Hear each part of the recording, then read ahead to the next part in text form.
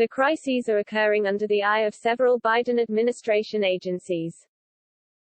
Top leaders in the Biden administration are struggling to deal with cascading crises, from the southern border to a labor shortage to supply chain disruptions, and critics are alleging that there is a leadership vacuum among top cabinet secretaries.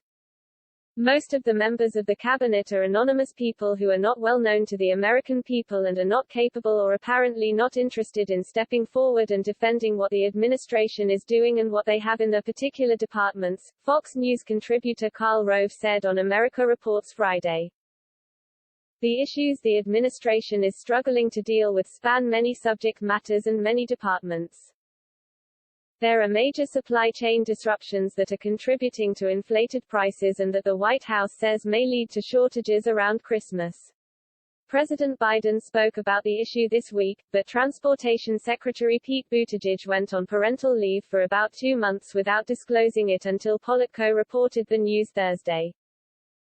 The Department of Transportation did not respond to a request for comment on who was taking charge of the department with Buttigieg on leave. The southern border continues to see a plethora of migrant crossings, many of whom are eventually being released deep into the interior of the country with court dates far in the future and little supervision in the meantime. But there's been little progress in stemming the tide, which Homeland Secretary Alejandro Mayorkas and Vice President Harris have been charged with addressing. The Department of Homeland Security says it plans to reinstate the Trump-era Remain in Mexico policy for asylum seekers, but only after a federal judge ordered it to do so. But the DHS on Friday did not respond to a request from Fox News asking about criticism that the continued stream of migrants is hurting border communities. Harris' office also did not respond to a request for comment on the topic of immigration Friday, but the Department of Energy did not respond to a request for comment from Fox News asking about any concrete actions Energy Secretary Jennifer Granholm is taking to reduce gas prices ahead of the holiday season. Attorney General Merrick Garland spurred backlash with what Republicans allege was a poorly crafted and overly broad memo asking the FBI to look into alleged threats against school board members from upset parents. Republicans alleged it could chill free speech, while the DOJ has defended the memo as only applying to actual violence and criminal threats.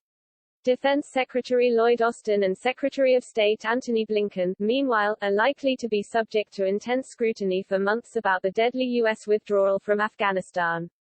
Both have already appeared at congressional hearings investigating the matter, and Blinken in particular said that he did not believe staying in the country any longer would have made any difference in the situation. Evacuations of Americans from Afghanistan have continued, according to the State Department, which said Friday at least 129 Americans and another 115 permanent residents were removed from the country with its assistance since August 31. And Treasury Secretary Janet Yellen continues to push a policy that would force banks to turn over aggregate inflow and outflow information of nearly all Americans' bank accounts to the IRS in an effort to catch what she characterizes as rich tax cheats. Critics say it amounts to an invasion of privacy and would impose burdens on small banks and credit unions. It is not clear whether the proposed policy will make it into law amid negotiations over Democrats' reconciliation bill in Congress. House Speaker Nancy Pelosi, D. Caliph, says that it will, in some form. The White House notably did not grant an interview request by Fox News. America Reports on Friday for an interview with any cabinet secretary about the issues piling up for the administration.